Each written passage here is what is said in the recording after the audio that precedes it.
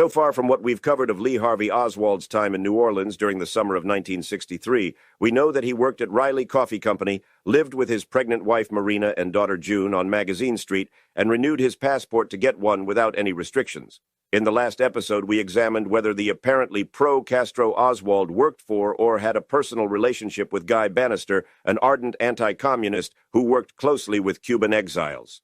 Your answer to that question has a big impact on your overall view of the case. If Oswald did not know or work for Guy Bannister, then that supports the idea that his pro-Castro activism was genuine. However, if Oswald did have a personal relationship with Guy Bannister, it potentially supports the notion that Oswald's pro-Castro behavior may have been part of an intelligence operation. In this episode, we focus on Oswald's Fair Play for Cuba Committee activities in New Orleans. How did he get started? Why did he get arrested? And what's the story behind Oswald being featured on a New Orleans radio station in support of the Fair Play for Cuba Committee? Shortly before Oswald left Dallas for New Orleans in mid-April of 1963, he passed out Fair Play for Cuba Committee materials in Dallas. Oswald wrote an undated letter to the New York FPCC office that said, quote, "I stood yesterday for the first time in my life with a placard around my neck passing out Fair Play for Cuba pamphlets, etc. I only had 15 or so. In 40 minutes, they were all gone. I was cursed as well as praised by some." Oswald then requested 40 or 50 more pamphlets from the organization. This letter from Oswald to the FPCC was first intercepted on behalf of the FBI by Dallas Postal Inspector and FBI informant Harry Holmes.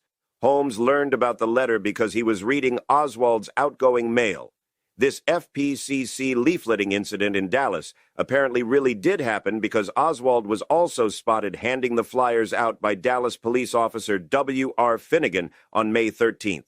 Oswald filled out a change of address order to send the mail that was addressed to him at P.O. Box 2915 in Dallas to be delivered to his new address at 4907 Magazine Street in New Orleans on May 21st.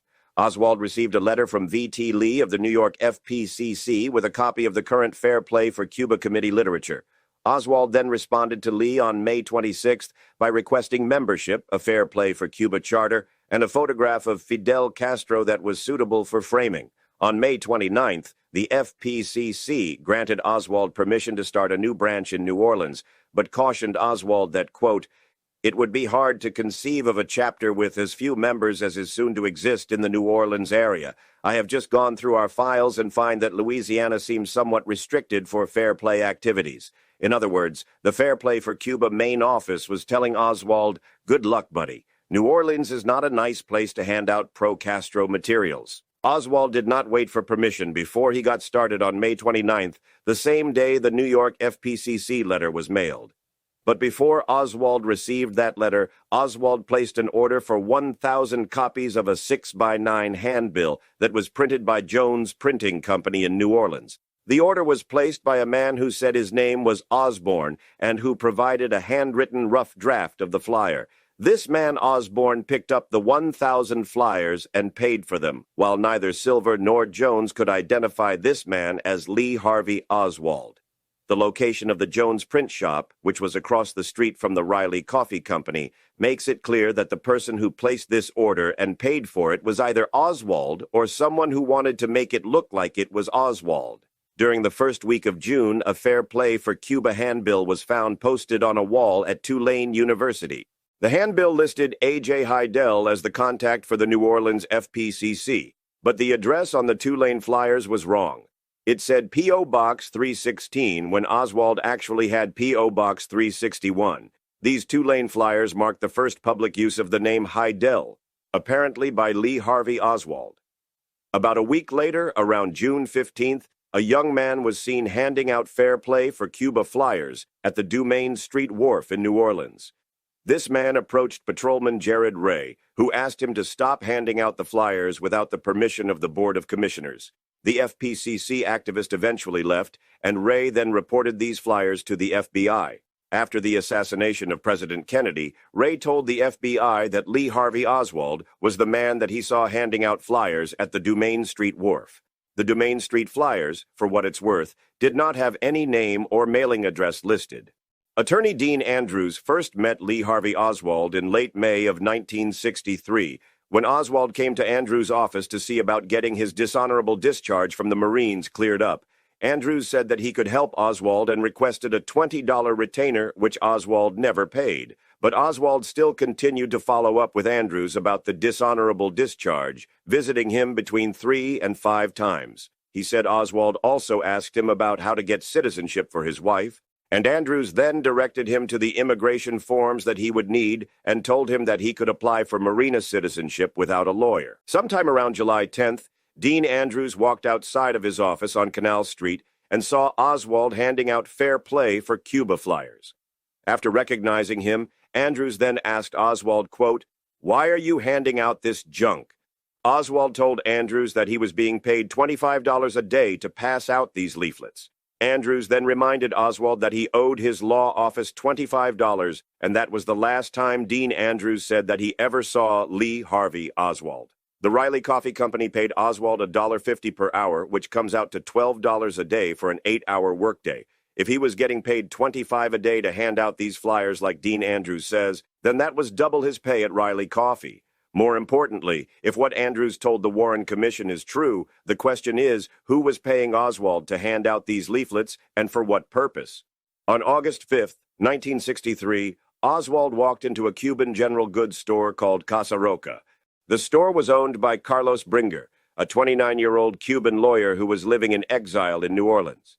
Bringer was the New Orleans delegate for the anti-Castro Cuban Revolutionary Student Directorate, also known as the DRE. Bringer reported on DRE activities to the local CIA office in New Orleans. When Oswald entered the Casa Roca store, he approached Bringer and asked him, quote, "Is this the Cuban exiles' headquarters?" Bringer said. Quote, "He started to agree with my point of view and showed real interest in the fight against Castro. He told me that he was against Castro and was against communism. Oswald also told Bringer that he was in the Marines, and he could help train Cubans to fight Castro, or that he himself would fight Castro if needed." Oswald returned to the store the next day and left his Marine Corps training manual as a showing of good faith. 3 days later, on August 9th, one of Bringer's associates let him know that Oswald, the Marine veteran who said he wanted to support the fight against Castro, was handing out leaflets on Canal Street in support of Castro. Bringer and other Cuban exiles confronted Oswald as he was handing out these leaflets. Bringer called Oswald a traitor, to which Oswald replied, quote, "Okay, Carlos, if you want to hit me, hit me." One of Bringer's friends, Kelso Hernandez, took the leaflets out of Oswald's hands and threw them up in the air. Shortly after that, police arrived and arrested Bringer and 2 other Cuban exiles, who were all able to leave on bail.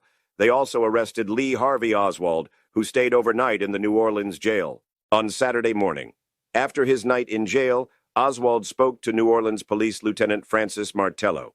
Oswald falsely told Martello that the FPCC in New Orleans had 35 members and met regularly. After Martello was finished interviewing him, Oswald asked Martello to call the FBI and handed him a piece of paper with the number for the FBI, and Martello did as Oswald requested. He called the FBI, which resulted in Agent John Quigley going to the New Orleans police station to talk to Oswald. Before Quigley left the FBI office for the police station, he asked FBI clerk William Walter to find out if Oswald was an FBI informant. According to what Walter told the House Select Committee agent, Quigley, quote, "asked me to check the indexes and determine whether or not there was any files or file on Lee Harvey Oswald in the New Orleans office. I recall searching the indexes and finding a card that showed more than one file number, which would indicate that we had more than one case," Walter continued. "From looking at the file numbers, they fell in the category of security-type, informant-type files." According to what Agent Quigley told the Warren Commission, he thought Oswald was making self-serving statements to defend why he was handing out these FPCC materials. Oswald told Quigley that he was distributing the FPCC leaflets. Quote, "Because of a patriotic duty as a patriotic American citizen." But more important than what Oswald said to Agent Quigley is what Oswald gave him, which was a pamphlet that Oswald had been handing out called The Crime Against Cuba. This was a 39-page document that was first written by activist Corliss Lamont after the Bay of Pigs invasion. The version that Oswald had was a first-edition copy. If Oswald was handing these pamphlets out, he had to get them from somewhere. There was no home printer or word processor available in 1963, so that means Oswald either paid for and ordered the pamphlets or that someone else gave him the pamphlets. Unlike the leaflets that were ordered by Osborne to the print shop across the street from where Oswald worked, we have no evidence that Oswald ever ordered or received the 39-page Corliss Lamont pamphlets. And even if Oswald wanted to order the pamphlets, he wouldn't have been able to do that because this pamphlet, The Crime Against Cuba, was a first edition, which was available in June of 1961 when Oswald was still in the Soviet Union. By December of 1961, the pamphlet was on its fourth edition. So any pamphlets that Oswald would have ordered in 1963 would have to be the fourth edition. This usage of first edition pamphlets, which could not be printed effectively, proves that Oswald was given the pamphlets by someone else. Here's where the plot thickens.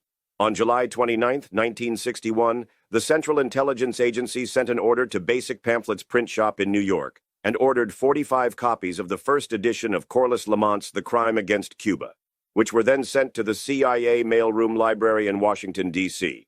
This seems too crazy to believe, but the receipt for this order has been declassified now. It doesn't prove that the CIA provided the pamphlet to Oswald, but it does show that the CIA certainly had the ability to provide the pamphlet to Oswald. And in the absence of any other reasonable explanation for how Oswald obtained a first edition version of the pamphlet in 1963, him getting it from the CIA seems like the most reasonable candidate. The pamphlet that Oswald gave to Agent Quigley also had the address 544 Camp Street stamped on it. As we discussed in the last episode, that's the second-floor entrance to the building where Guy Bannister worked, and where at least 6 witnesses say that Bannister allowed Oswald to use an empty office. Jesse Corr, who worked at the International Trademark, got one of these first-edition Corliss Lamont pamphlets from Oswald when he was handing them out on the street. Corr worked for Clay Shaw at the Trademark and was an FBI informant. On August 19th, he mailed the pamphlet to the New Orleans FBI. On the front of the pamphlet, Corr wrote, quote, "Note inside back cover." The inside back cover of this pamphlet is where the 544 Camp Street stamp was located. This correspondence from an FBI informant to the FBI, which advised the Bureau to take note of the back cover, appears to be a warning that Oswald could be linked back to 544 Camp Street because of this stamp. What other reason could there plausibly be for Corr to write note inside back cover? So, did this information ever reach the FBI after the assassination? Harry Manor, the special agent in charge of the New Orleans FBI office, wrote a memo to FBI headquarters. A declassified draft version of this memo shows handwritten notes which were scratched out but are still visible.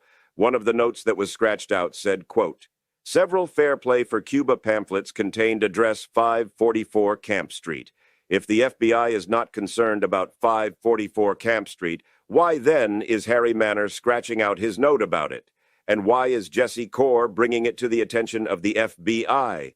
On August 12th, Oswald pled guilty and was fined $10 for disturbing the peace. After that, Oswald went to the New Orleans State's Item newspaper and asked reporter David Chandler to write a story about his arrest and his involvement with the Fair Play for Cuba. Chandler told Oswald that he would not write a story because he was not sympathetic to Oswald's pro-Castro viewpoint. 4 days later, on August 16th, Oswald approached 19-year-old Charles Steele outside of the Louisiana Employment Service and offered him $2 for 15 to 20 minutes of work distributing leaflets. Years later, Steele spoke to the HSCA about the incident, but he refused to tell HSCA investigators if he was aware of Oswald before he handed out the flyers with him, or whether he ever saw Oswald again. Declassified FBI files revealed that Charles Steele was an FBI informant known as T-14. This situation raises a few questions. What are the chances that Oswald picks a guy from the employment office to help him hand out flyers, and that guy ends up being an FBI informant? How could Oswald afford to pay someone if he was living solely on paltry unemployment checks? And what benefit would Oswald get from someone handing out flyers for just 15 or 20 minutes? The arguments about what is going on here come down to either one. Oswald was completely crazy, and we can't effectively analyze his behavior because he was crazy, which is the Warren Report defender position, or 2, that Oswald knew this incident would be filmed and he wanted someone to help him for a short period to make it look like the Fair Play for Cuba group in New Orleans was bigger than it was for the cameras.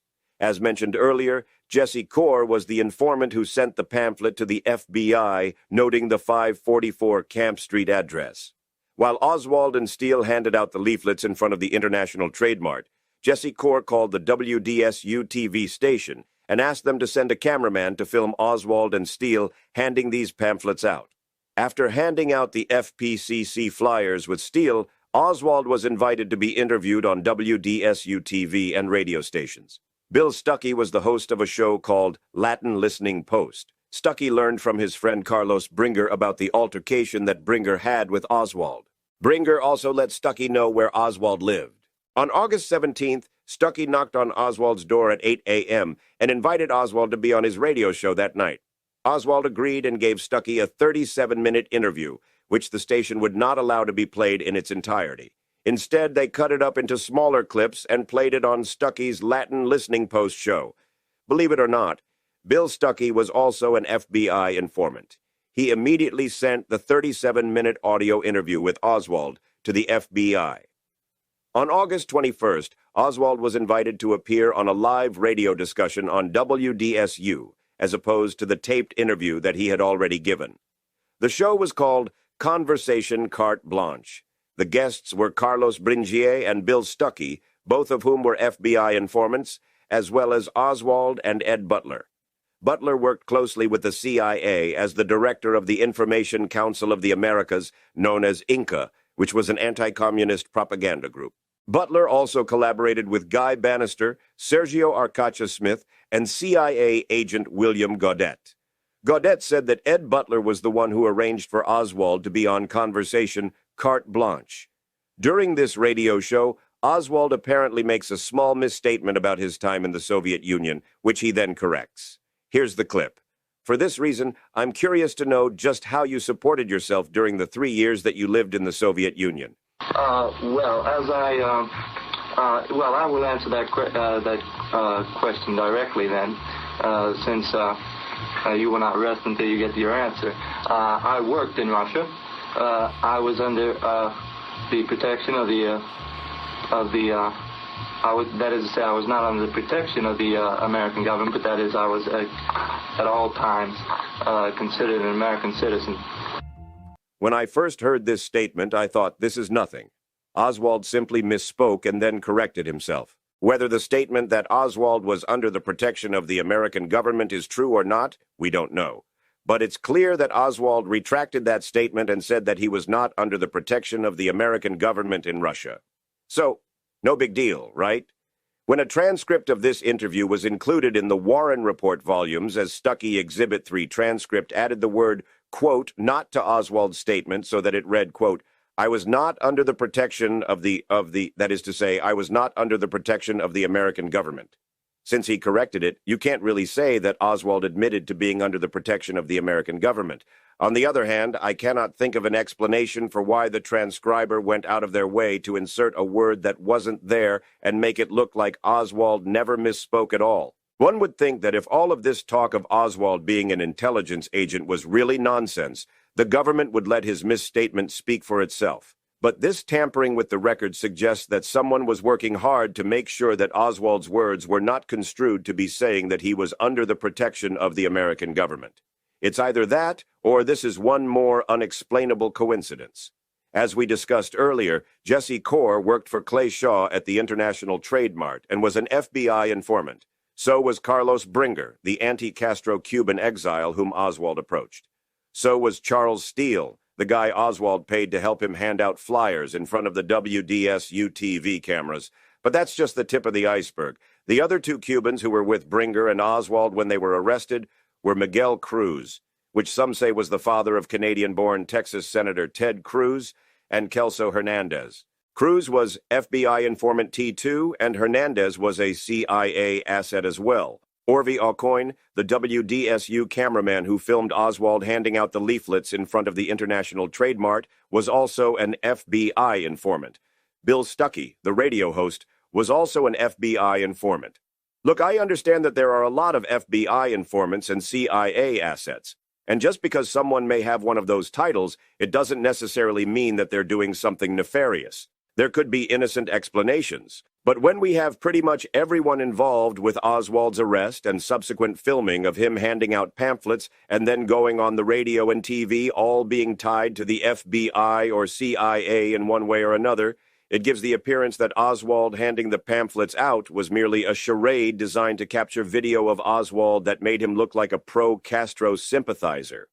From Oswald's perspective, this content could have been useful to help him infiltrate leftist groups. But the reality is that immediately after the assassination of President Kennedy, the films of Oswald defending Cuba on TV and him handing out these FPCC pamphlets were distributed around the world and weaponized to convict him in the court of public opinion. Those films, together with Oswald's time in the Soviet Union, made it look like Oswald was a pro-Castro communist, which would partially serve as Oswald's alleged motive for killing President Kennedy. The question we're trying to answer is whether Oswald's motives were straightforward or whether he was working on behalf of someone else. Between the amount of intelligence-connected people surrounding Oswald, the shady editing of the transcript for Oswald's appearance on the radio, Oswald's use of 544 Camp Street, Oswald telling Dean Andrews that he was being paid, Oswald paying someone else to help him, and Oswald's inexplicable possession of the first edition of the Crime Against Cuba pamphlet,